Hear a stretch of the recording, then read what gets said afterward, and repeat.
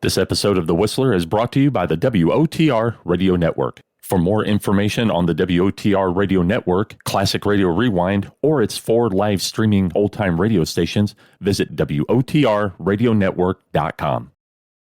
Wait a minute. Have you heard the strange tales of the Whistler?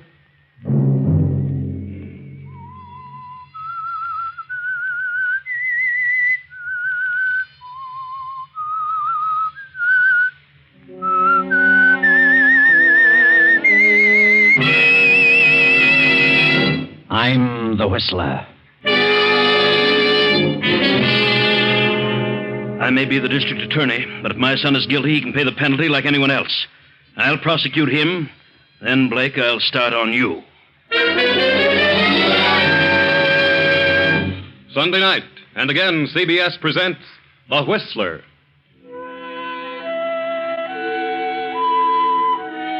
I, the Whistler, know many things, for I walk by night. I know many strange tales, many secrets hidden in the hearts of men and women who have stepped into the shadows. And so I tell you tonight the unusual story of the Weakling. Young Clyde Banning, son of District Attorney Banning, steps out of a nightclub following a gay New Year's Eve party. An expensive limousine pulls up to the curb, and Clyde gets in. Clyde has done some careless driving lately, had his driver's license revoked, and is now forced to be driven about by Rawlins, the family chauffeur. Where to now, Mr. Banning? Let's go home, Rawlings. Not yet, Clyde. Hey, look. What are you doing in here? I thought you were still in the club. I didn't think you even knew I was there. Oh, I saw you a couple of times. Why have you been avoiding me, Clyde? You know how it hurts me. What's happened? Take Miss Blake home, Rawlins. No, I won't go home. I won't be brushed off like this without an explanation. You know how much I love you, Clyde, and I can't go on like this any longer. Please, Ellen, this is no time to make a scene. Clyde, you know you love me. Let's get married right now, tonight. Please, let's not talk about it now. I will talk about it now. Rawlins, pull up, please. I won't get out, Clyde. I won't. I'll drive, Rawlins. You can take a cab home. You'll drive, but listen. Go on, here. Rawlins. I'll take Miss Blake home. Don't take me home, Clyde. I've got to talk to you. Please, drive down to the Ocean Highway. All right. All right, but cut out the melodrama.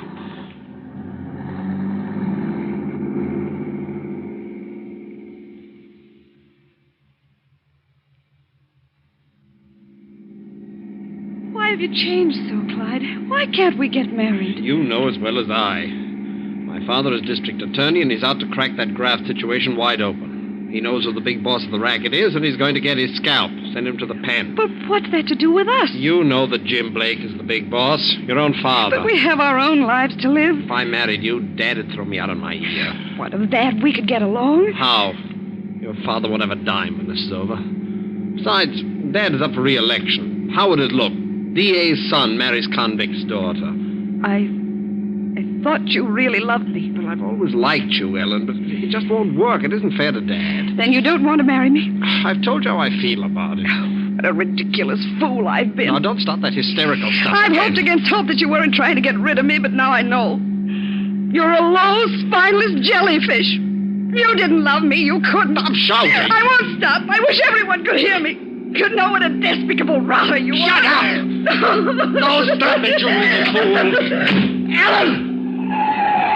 Good Lord! Ellen! Ellen!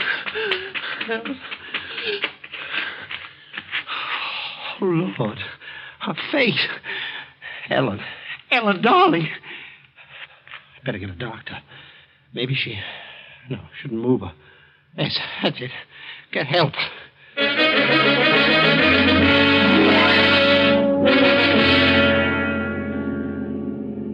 Yes, Clyde. Better get help. There, just ahead, the low lights of a service station. Hurry, Clyde. Maybe she's still alive. What's the trouble, Clyde? You're slowing down. Oh, they might think I did it. Think I pushed her out. She's dead. She must be. No one knows. Better drive on. You've passed it now, Clyde. You've really fixed things now. You should have stopped. Clyde's fear increases with every mile. He slips the car into the garage and hurries quietly to his room.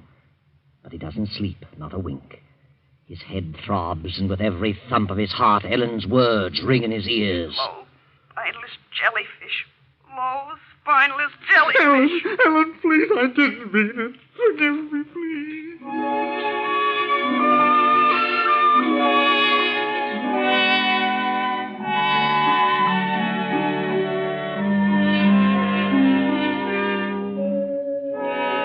District Attorney Banning sits at breakfast with his attractive wife, Marcia. Marcia is Clyde's stepmother. The district attorney scans his morning paper as Clyde, pale and worn, slips into his place at the table. What do you think of that? What is it, Henry? Jim Blake's daughter was found dead on the Ocean Highway early this morning. Oh, they found?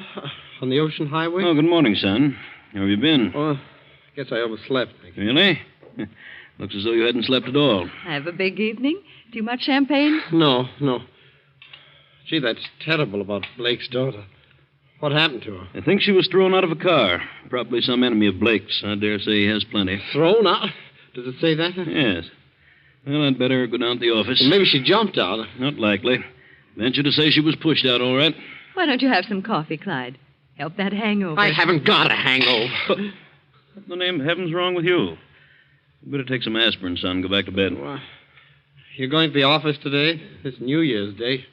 Never go down there on a holiday. Going down for an hour or so. Will it upset your plans by any chance? Haven't got any plans. And what's bothering you? Something's wrong with you, Clyde. Nothing's wrong with me, and nothing's bothering Just a me. moment. Who are you shouting at? I'm not shouting at I think you'd better go on back to your room, go to bed. You're a bit too unpleasant to suit me. I'm sorry. Sorry, Marcia. That's all right, darling. I'll feel all right after a while. I guess I did have too much champagne. Never seen Clyde like this. Well, you've only been around him a year, Marcia. He's a moody type, has spells, but he's a good boy. You'll learn all his little quirks in time. Well, I'll run along, darling. Be back in an hour or so.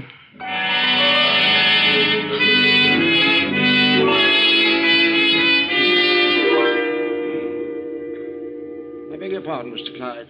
Yes? What is it, Thompson? Rawlins, the chauffeur, would like to see you, sir. Oh, yes? All right, send him in. He'd see you, Rawlins. What do you want, Roland? I'd like to have a little talk with you, Clyde. Yeah? What's on your mind? Where did you go last night after you dismissed me? What business is that of yours? Well, I just thought I'd ask you. Got in around 2:30, didn't you, Clyde? What of it?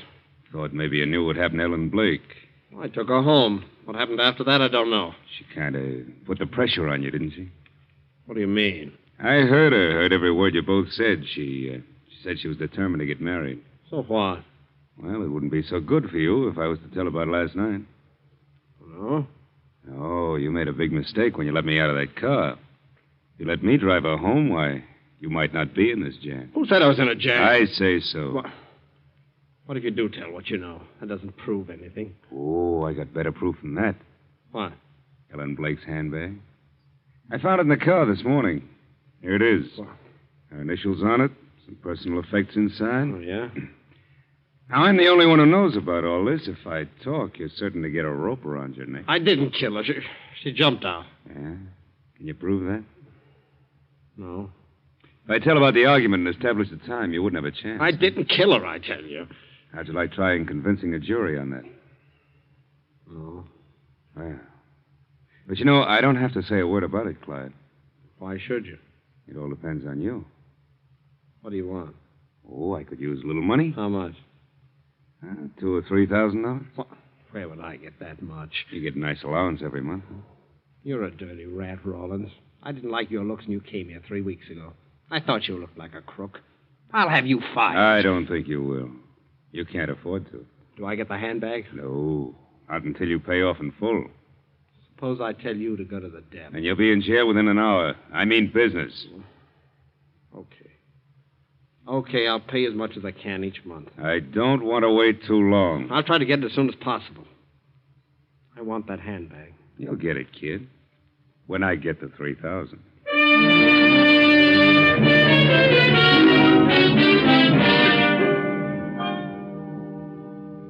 Good afternoon, madame. What do you mean coming into my room without knocking? And how is madame today? What do you want? I want to wish you a happy new year. Well, of all the nerve. You get out of here. No. Don't get excited. I thought you might like to talk to me. What do you mean? Well, I've got a little information that might be of interest to you. Information? What are you talking about? I'm talking about Clyde. What about him?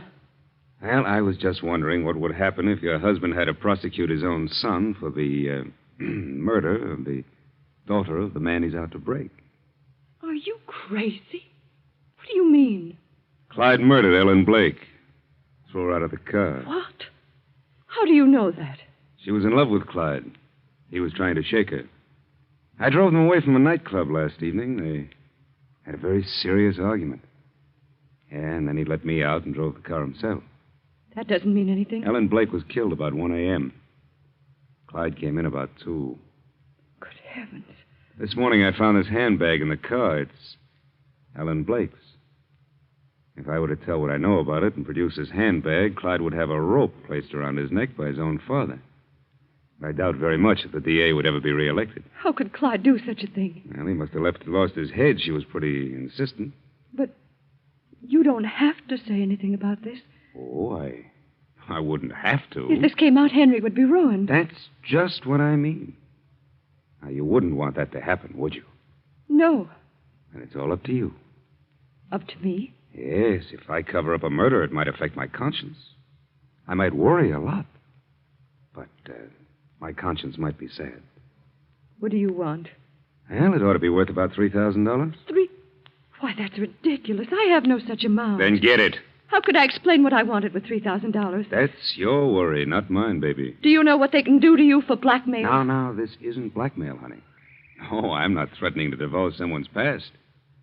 It's bigger than that. As a matter of fact, you're going to bribe me to withhold a piece of important evidence.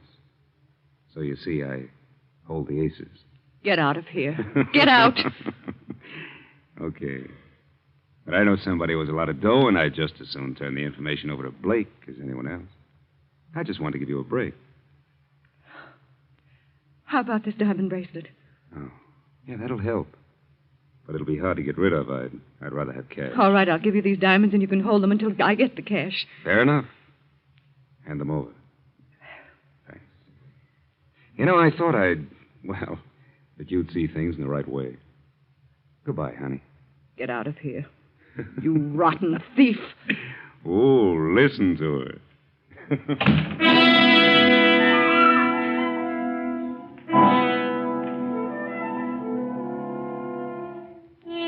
As the days pass, Clyde and Marcia are both turning over every cent they can get hold of to Rawlins.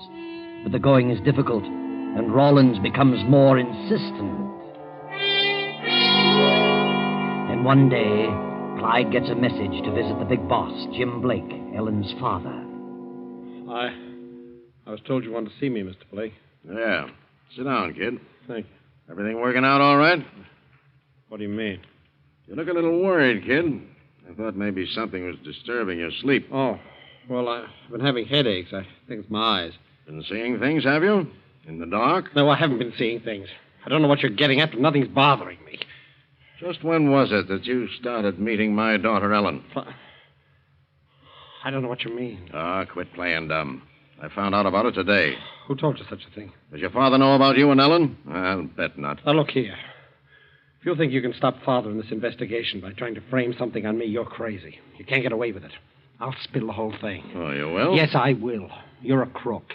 When my father gets through with you, you'll be behind the bars for the rest of your life. When I'm put behind bars, kids, you'll be dangling from the end of a rope. What are you trying to accuse me of? The murder of my daughter. Murder? I didn't kill her. Can you prove that? There's no proof that I did. I've got a witness, kid, and he's ready to talk when I say the word. Witness? That's ridiculous. Why should I want to kill Ellen? Because she was in love with you, and you wanted to shake her because you were afraid your father would kick if you married her. Your father's out to get me, and I'm determined to beat him to the draw. I didn't kill her, I tell you. Ellen left that nightclub with your car New Year's Eve. You had an argument. She wanted to get married. When she got too insistent, you dismissed the chauffeur and drove the car yourself. And out on the ocean highway, you threw her out on the rocks. I didn't. Did you stop? Did you look at her? Her face mangled to a pulp, her body broken to bits on those rocks? I didn't do it. I swear I didn't. I've got a witness to the argument and the time element.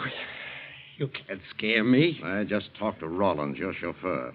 He knows what time you got in, and he found Ellen's purse in the car. I don't believe it. Where's the purse? Rawlins has it. He'll produce it when you get to trial, and your own father will have to prosecute you. Oh, I'll enjoy that. Too bad about that purse, kid. If you'd found the purse and Rawlins didn't know what he knows, you might have gotten away with it. But you're stuck now. Stuck with Rawlins and the purse. And your own father will have to tie the rope around your neck. Rawlins is a liar. It'll hold in court. The jury will believe him. He's a dirty liar. I could kill him for that. Kill him? You wouldn't do that. Well, he isn't fit to live. Well, you aren't either. But I'm going to give you a chance to keep out of the noose. I'll keep Rawlins from talking if you get me a couple of letters. What letters? Your father has them. They have my signature on them. You can get them very easily. You get those papers, and I'll put the quietus on Rawlins. They're addressed to the county supervisor. Your father intends to use them against me. I want them. Is that clear?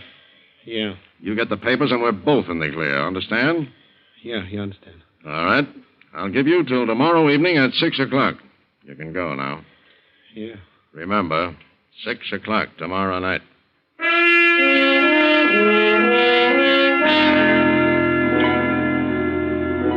Saturday night passes. Then Sunday dawns with the most startling discovery. Rawlins, the chauffeur, has been found dead, shot to death in his apartment over the garage. No evidence is discovered, no weapon, no fingerprints, nothing. Now it is late afternoon. Oh, this is a fine mess. A murder in my own home. Everything will come out all right, Henry. You're certain to find the person who did it. Oh, yes, he may have had some enemies. After all, we know very little about him. He'd only been here a short while. Don't you understand? I'm the district attorney. Murder has been committed in my own home. Why, if I can't bring this to a solution, I'll be a laughingstock. I'll never be reelected. We're trying to help you, Henry. Oh, certainly, yeah. I don't know what I'm going to do, but this has got to be kept from the police department. Once they get into it, it'll be plastered all over the front pages of every newspaper in town. Yes. I'll have to handle this from my own office. Well, neither one of us has been out of the house, and we haven't told anyone. What are you worried about? Surely, a man like Rawlins could have had many enemies. Who knows what he'd been mixed up in? Captain Stone to see you, Mr. Banning. Captain... Oh. Yes, I was afraid of that. All right. Show him in. Good afternoon, Mr. Banning. Oh, good afternoon, Captain Stone. Well, what are you doing out this way? We heard about your chauffeur. Really? And who told you? Oh, friend. Body hasn't been moved, has it? No, Inspector Stone, it hasn't. Still in the room over the garage. Well, come on, Skelton. Let's have a look. You don't mind, do you, Mr. Banning? Why, no. No, of course not. Well, thank you. We'll be back in a moment. All right. You know, I've got a strange feeling that Jim Blake knows something about this. Blake? Why do you think that? I don't know. He's just the type to think of something like this. Yes, a perfect setup for him. A murder in my own home. Nothing would please him better. Why would Blake resort to anything like this? Why? Because my dear Blake is in a tough spot. Yes. The more I think about it, the more right I think I am. Well, I'm going to have a talk with him. Well, I don't think Blake had anything to do with it. Really? What do you know about it? Well, nothing, Father. Then please allow me to handle this in my own way. Henry, why must you be so harsh? I'm sorry, Father. But I think you should keep away from Blake. Why? I don't know. I just think you should. Yes. Well, when I want your opinion, son, I'll ask for it.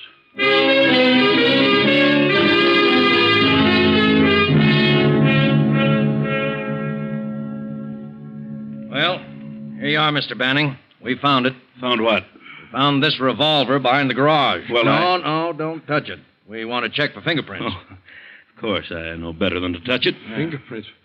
Maybe there are none on it. We'll check it just the same. Well, the killer would be a fool to leave his prints on the gun. How do you know it is the gun? We'll find out. Ballistics will know. How will they know who the gun belongs to? Maybe it isn't the gun. We already know who killed him. All we need is proof. You know? How do you know? Who did it? Your son did it. What? We were tipped off. My son? That's right. Are you crazy? Why should Clyde kill him? He hardly knew him. Look, Mr. Banning, you think I'd come to your house snooping around unless I had a very good reason? Where did you get your tip? Well, I'd rather not say. Who's his friend? Come on, you'd better tell me. I'll bring it out eventually. All I know is that we were tipped off about the murder and told who did it. Your son threatened to kill Rawlins. Who told you that? Jim Blake. He heard him say it. Where did you see Blake, Clyde? I don't know what they mean. Ask Jim Blake. Come on, Skelton. Let's check that gun with ballistics. A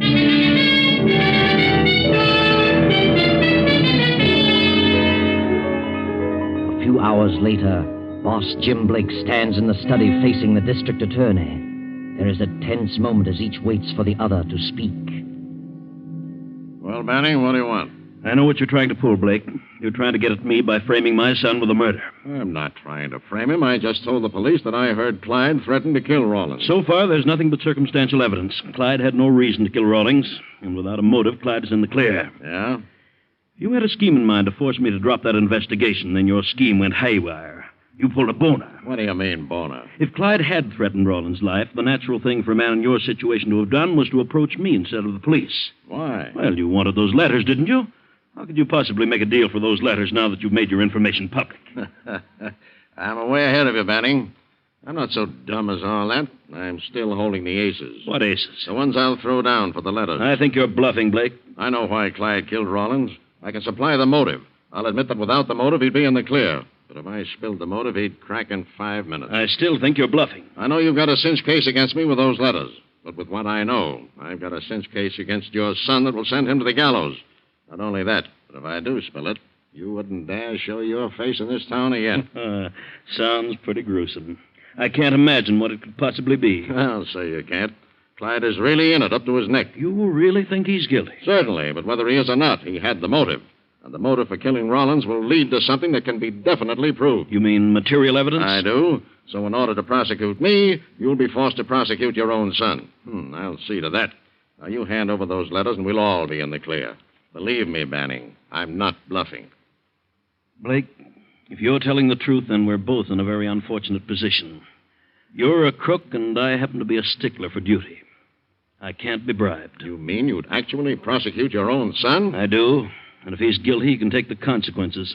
I don't believe he is, but I know you are. I think you're crazy. And I still think you're bluffing. Try me. I'll call your bluff. All right, but you'll change your mind, Banning. If you don't, you're a bigger fool than I've ever come across. Let's have it. Get your son in here. All right. Marcia, bring Clyde in here. Yes, Henry. What a sap you are, Banning. Over a couple of punk letters. Duty. Lad of bourgeois. You want me, Father? Oh, you can come in too, Marcia. Yes, Henry. What are you doing here? Well, kid, I've been having a little chat with your righteous father. He sent for me. He's a little stupid. He wants to be enlightened. Maybe you can help him. Yeah? Clyde, I understand you paid a visit to Mr. Blake. Huh? Go on. Better tell him, Clyde. What were you doing there, Clyde? Well, Blake sent for me. Why? What? He wanted to talk to me. What about? Well, about... What's he been saying? I told him what you said to me. Said about what? About Rawlins. What did I say about Rollins? What did you say, Clyde?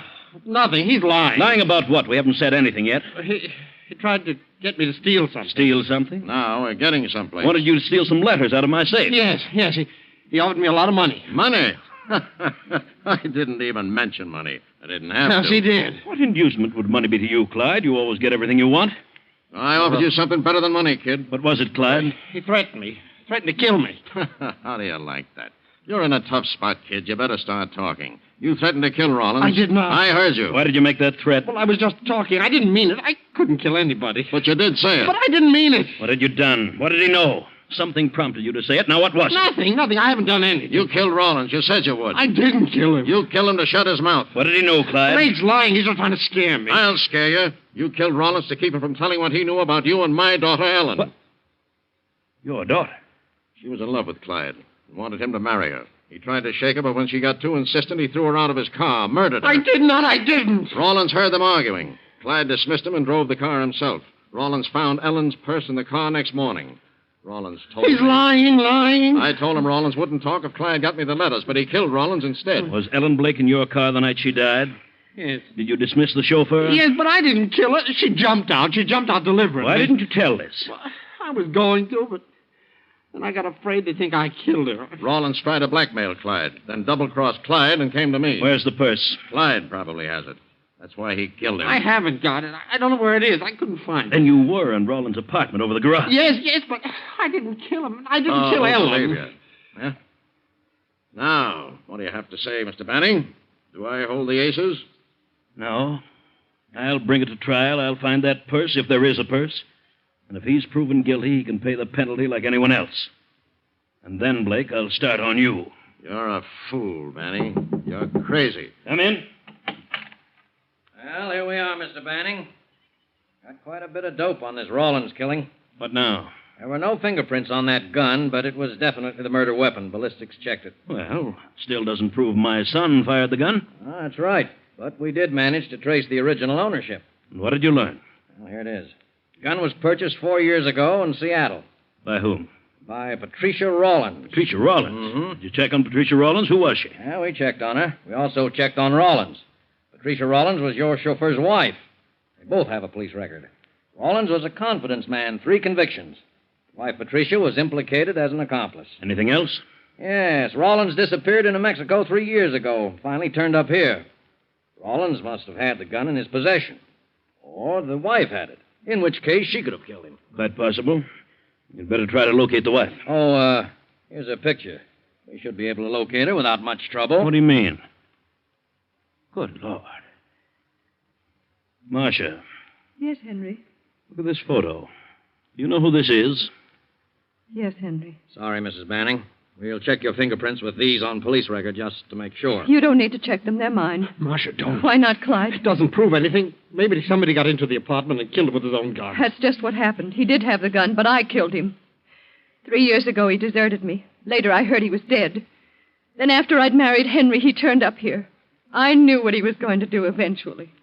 But I was in love with Henry. Then when he found the purse, he used it to blackmail me. And when he double-crossed both Clyde and me by going to Blake, we determined to get the purse. But he caught us ransacking his apartment. He pulled the gun and struck me. We all fought for it. Clyde wrestled with him, and I got the gun and shot him. Why did you tell Marcia? Why? Why not? It doesn't matter now. Tell me, did she shoot in self-defense, Clyde? Certainly, he'd have killed us both. Well, that will clear you of the Rawlins charge. But what about Ellen? He still killed Ellen. Captain Stone, there's a missing purse. Ellen Blake's purse. I want it. You can start looking in Rawlins' apartment. I'm going through with this, Blake, regardless of the consequences. Take a look at him, Captain. A man who'd sacrifice his own son, his own life, for a couple of measly little letters. What a set. But District Attorney Banning, a determined man, goes through with his promise. The case against his son is in preparation. The day of the opening of the trial is set. Then the missing purse is found, and in it is a note to Clyde, written and signed by Ellen Blake. Go on, read it, Clyde. Dearest Clyde, I've tried every way to reach you. I know now that you've been avoiding me. I can't go on. I know your faults, but I love you. I can't help it. So I'm going to kill myself. I don't know how, but some way will present itself. Goodbye, Clyde. I hope you find the happiness I've been denied. I love you, Ellen. Well, there you are. Ellen Blake did jump from Clyde's car. And Clyde, even though he did seem a weakling, was able to fight when it came to a showdown. And Marcia, because of her great love for Banning, was willing to sacrifice everything for him. So Clyde is cleared, Marcia is acquitted, and Blake is sent to prison. And that is the end of a story which might have ended very tragically had it not been for the note in Ellen's purse. Very convenient, that note.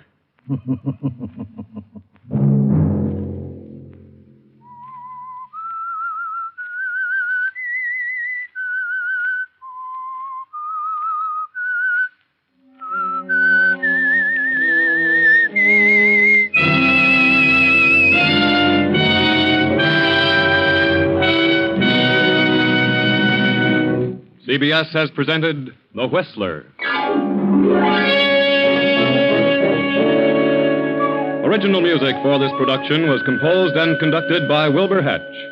The Whistler is written and directed by J. Donald Wilson and originates from Columbia Square in Hollywood. Next week, 9:30. I, the Whistler, will return to tell you another unusual tale. Good night.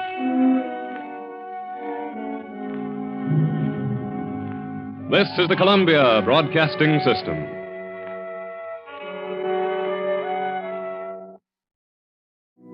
You're listening to the WOTR Radio Network.